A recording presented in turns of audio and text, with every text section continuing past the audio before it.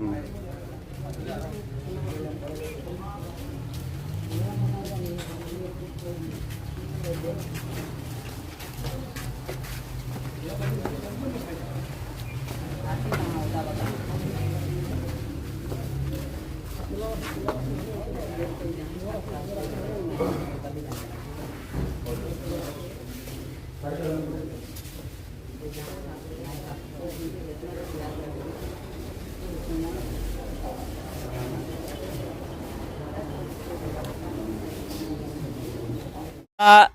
June তাৰিখে জোনাই বিধানসভা সমষ্টিৰ অন্তৰ্গত ডিমৌ পঞ্চায়তত সভানেত্ৰী নিৰ্বাচনী প্ৰক্ৰিয়া চলি থকা অৱস্থাত ৰাইজৰ মাজত কাজিয়া উত্তৰপাত হয়।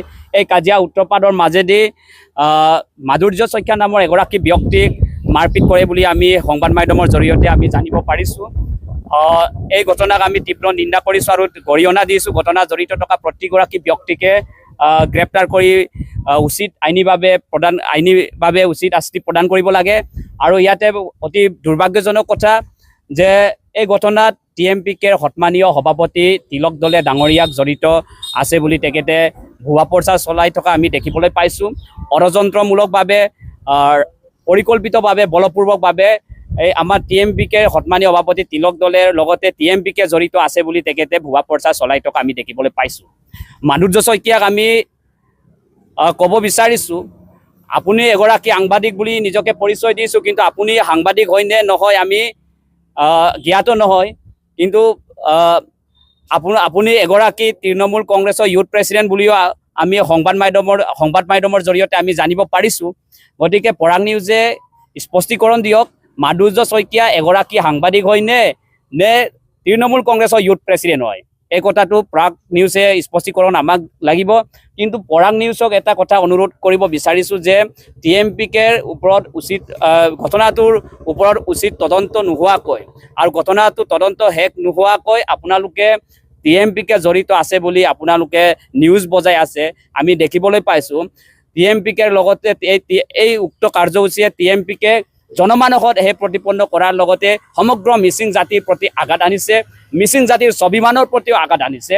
যিহেতু TMPK মিচিং জাতিক পূৰ্বৰে পৰা নেতৃত্ব বহন কৰি আহিছে আৰু অনাগত সময়তো TMPK সমগ্ৰ মিচিং ৰাইজক নেতৃত্ব বহন কৰি থাকিব।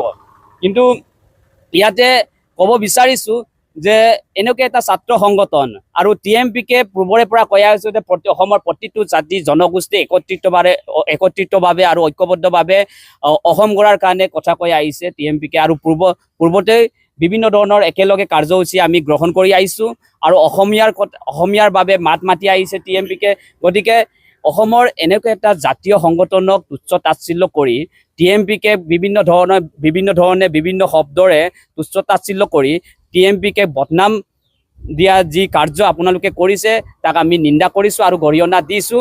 আৰু মাধুৰ্য শইকীয়া পৰিকল্পিতভাৱে যে ৰাজনৈতিক অভিসন্ধি আছে বুলি আমি ইয়াতে অনুভৱ কৰিছোঁ যে মাধুৰ্য শইকীয়াই ষড়যন্ত্ৰমূলকভাৱে TMPKক তাত জড়িত কৰাব বিচাৰিছে। TMPKক জনমানসত এই প্ৰতিপন্ন কৰাৰ যিটো আপোনাৰ মানসিকতা তাক আমি ধিক্কাৰ দিছোঁ। গতিকে আপুনি সাংবাদিক বুলি কৈছে, কিন্তু এইদিনা কিন্তু আমি সংবাদ মাধ্যমত দেখিবলৈ পাইছোঁ যে আপোনাৰ ওচৰত কেমেৰা নাই, সাংবাদিকৰ কোনো সামগ্ৰী নাই, এইদিনা আমি দেখিবলৈ পাইছোঁ। গতিকে আপুনি নিজকে সাংবাদিক বুলি সংবাদ মাধ্যমৰ জৰিয়তে আপুনি ব্যক্ত কৰিছে আৰু আপোনাৰ পৰিচয় পত্ৰ নাই। গতিকে আপুনি সাংবাদিক হয় নে নহয় এইটো আমি ক'বলৈ নাযাওঁ। সাংবাদিকেই হওক বা সাধাৰণ নাগৰিকেই হওক এনে মাৰপিট ঘটনাক আমি তীব্ৰ নিন্দা কৰিছোঁ আৰু গৰিহণা দিছোঁ। কিন্তু TMPK বলপূৰ্বকভাৱে নিন্দা কৰা বা বলপূৰ্বকভাৱে এই কাৰ্যত জড়িত কৰাব বিচৰা কাৰ্যকে আমি গৰিহণা দিছোঁ। গতিকে মাধুৰ্য শইকীয়া নামৰ এই ব্যক্তিগৰাকীক গ্ৰেপ্তাৰ কৰি আইনীভাৱে উচিত শাস্তি প্ৰদান কৰিব লাগে। অনাগত সময়ত তেনেকুৱা ধৰণৰ মন্তব্যই অসমৰ বৃহত্তৰ অসমীয়া জাতিক টান বান কৰাৰ লগতে আৰু সাম্প্ৰদায়িক বিষবাষ্প বিয়পোৱাৰ এটা আশংকা সৃষ্টি কৰিছে। গতিকে মাধুৰ্য শইকীয়াক অতি শীঘ্ৰে গ্ৰেপ্তাৰ কৰিব লাগে, তেখেতক উচিত শাস্তি প্ৰদান কৰিব লাগে বুলি আমি দাবী জনাইছোঁ। যেহেতু আজি আপোনালোকে থানাত আহিছে, কিহৰ কাৰণে আহিছে?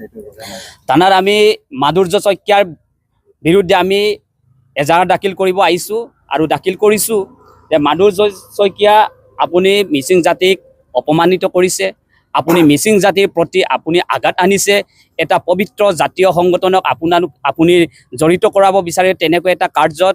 গতিকে আপোনাক সকীয়াই দিছোঁ আৰু আপোনাক গৰিহণা দিছোঁ আৰু মাধুৰ্য শইকীয়া নামৰ এই ব্যক্তিগৰাকীৰ ওপৰত প্ৰশাসনে উচিত শাস্তি গ্ৰহণ কৰক, উচিত ব্যৱস্থা গ্ৰহণ কৰক, তাকে আমি কামনা কৰিছোঁ। কেছ দিছে নেকি আপোনালোকে? আমি কেছ দিছোঁ, মাধুৰ্য শইকীয়াৰ বিৰুদ্ধে আমি কেছ দিছোঁ।